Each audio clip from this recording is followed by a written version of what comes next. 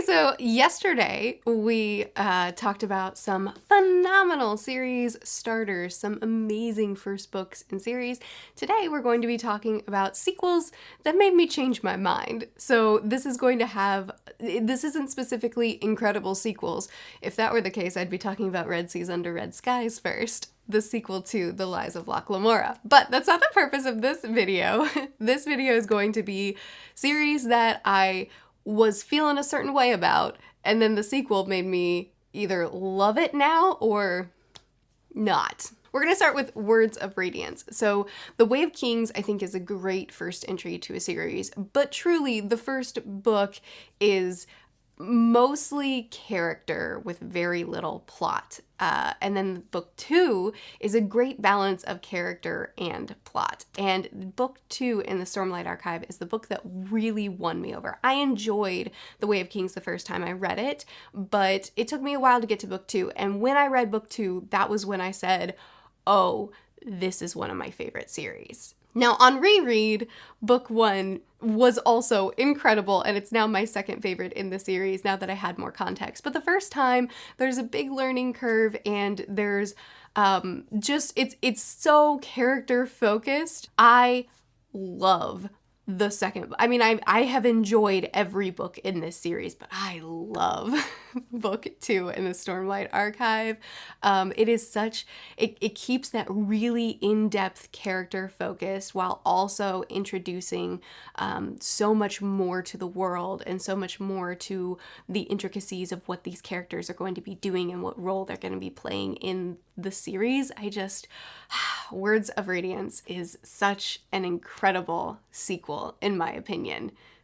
Oh my goodness, I love it so much. Next, we'll talk about A Wise Man's Fear. So, The Name of the Wind was phenomenal to me. I mean, I lost myself in the first book, and book 2 was one of my most anticipated sequels maybe ever. And I was convinced that this was one of my new favorite series. Book 2 didn't work out so well for me. Now, don't get me wrong, I don't think that book 2 was terrible at all, but I was pretty disappointed because the setup of book 1, I was just ready to lose myself in this series and for it to be one of my all-time favorites. And then book 2, I think, was a big step down, in my opinion. I know people feel different kinds of ways, and that's fine. I think book 2 was a big step down. There were certain sections of the book that really didn't need to go down the way they went down and really didn't need to take up as much time as they took up. There were still incredible scenes in this book. Probably of the 2 books, my favorite scene that took place in both of the books happened in book 2. There's one scene that blew me out of the water, and there's several great things that happened in book 2, but book 2 just felt so much less intentional. He kept that meandering pace, but this time it didn't feel like enough progress was made for this to be a trilogy. I don't know how he possibly could wrap up this series in a satisfying way. I needed a lot more progress in book 2 and a lot less, why are we even doing this, in book 2 in order for me to believe that book 3 is going to keep that same slow, intentional pacing, beautiful, gorgeous writing, and still accomplish all that we need to accomplish. I just don't understand. Not only was book 2, there were sections of the book that I think could have been completely redone or removed, but there were still great sections, don't get me wrong, still great sections, but sections that could have been redone or removed, plus I just don't think enough progress was made overall in order for book 3 to end satisfyingly. I hope Rothfuss proves me wrong. I hope I read book 3 and he wraps it up unbelievably, and I realized that book 2 was exactly what it needed to be. There's one scene he won't win me over for, but was exactly what it needed to be, and that book 3, he was capable of wrapping it up perfectly. I know he's having a hard time wrapping it up, but he's always been a slow writer. I'm hopeful that we still will get book 3 and he'll prove me wrong, but book 2 really bummed me out and changed my opinion. I still loved book 1, but I'm less hopeful for what book 3 will bring us after reading book 2. Grey Sister. So Red Sister, I felt very mixed about. I loved the idea of Red Sister. I hated the execution of it. And I was very hesitant to continue on. In fact, usually with first entries of a book, if I have feelings or less, I won't continue. But because I'm buddy reading this series with a group of my friends, and they all wanted to continue, I agreed to continue as well. And I'm so glad I did, because Grey Sister was such a massive step up. It had all that potential of Red Sister, but in my opinion was executed so much better. And while I still have qualms and I still have gripes and I still have complaints about certain things, they're so much smaller. And now I understand this world and this magic so much more. And it's such a cool world and magic system. I'm getting really, really attached to these characters, and I'm appreciating Mark Lawrence's writing so much more as the series continues. I'll be reading book 3 soon. I really, really hope that I love the 3rd entry as well, but Grey Sister really changed my mind when Red Sister just about made me quit. Vengeful! Oh, you did me wrong. Vicious, I thought was a really solid entry into a series. I really liked Vicious. It has flaws. It was not perfectly executed, but I really liked it a lot. Plus, it was my first entry into reading from the perspective of someone who isn't a hero, someone who is intentionally not good, the bad guy. And I thought that was so cool. And by now, of course, I read Joe Abercrombie, and I read a lot of darker fantasy. And so now I don't know if I would still think that Vicious was such an incredible entry, but it was the beginning of something new for me, and I loved it. And I was so excited for Vengeful, and I was so let down by Vengeful. I still don't actually know if she's planning on making this a trilogy or not. At one point she said that it was done, the duology was finished, and when she said that, I just finished the duology, and I was so mad that was the ending.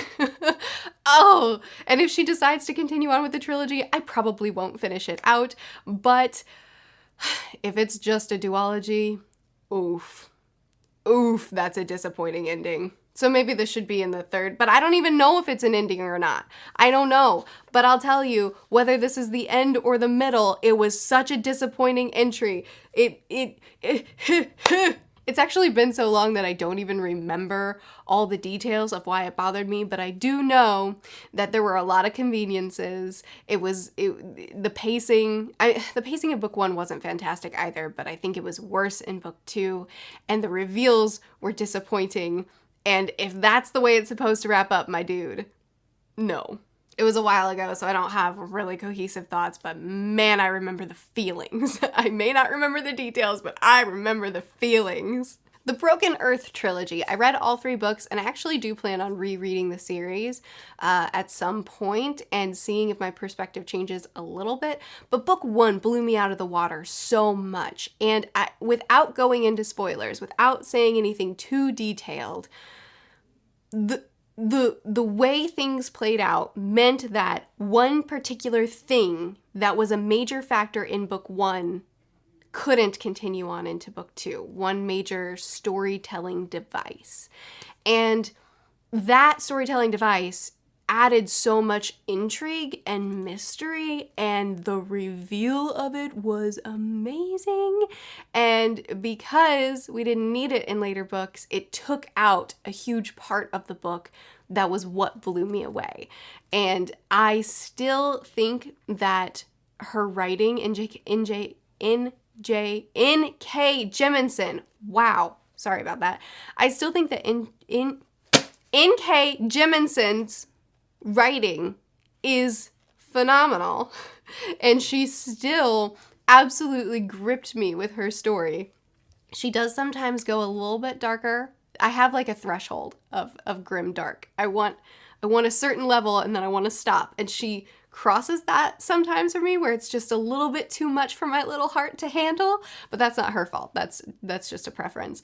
But on top of that, I still think that books 2 and 3 of the Broken Earth trilogy were very solid and very enjoyable to read, but they still disappointed me a little bit because book 1 was so amazing. And I do think that books 2 and 3 were a step down, at least for me, for my preferences. And I was bummed because, again, I thought after reading the first book that this was going to be a new favorite series for me, hands down, easy. And now it's like, I still really liked the series. I still recommend it, but I don't love it on the level that I thought I would because the sequels, to me, were a step down. The Black Prism, I got a lot of feedback on not loving book 2. That's okay. I didn't love it. The first book in the Black Prism series was so good to me. I enjoyed it so much, and I was so excited for book 2. And book 2, man, it took all the things that I didn't think this author was doing well and just amplified them to the nth degree. And then all the things that I was loving were just not a focus at all. Now, I have been told that some of my biggest complaints about book 2 are actually resolved in a really satisfying way in future entries. I've also been told that other things that I was really disappointed in book 2 are never resolved, and this author just does this the whole series. So I don't really know. I keep going back and forth on if I want to finish out this series or not. Book 2 left such a sour taste in my mouth that I'm inclined to say there's a lot of other series I'm excited about. Maybe I'll just accept that this one isn't mine. But I enjoyed book 1 so much, and I love this magic system so much that it's hard for me to say I'm done with this series. I would love to at least give book 3 a shot, but I still haven't fully decided. All I know is book 1 really let me down. And I'll end this on a positive note, and that is with the Wayward Children series. So I didn't like the first book, Every Heart a Doorway. I didn't think it was terrible, but I didn't think it was that great either.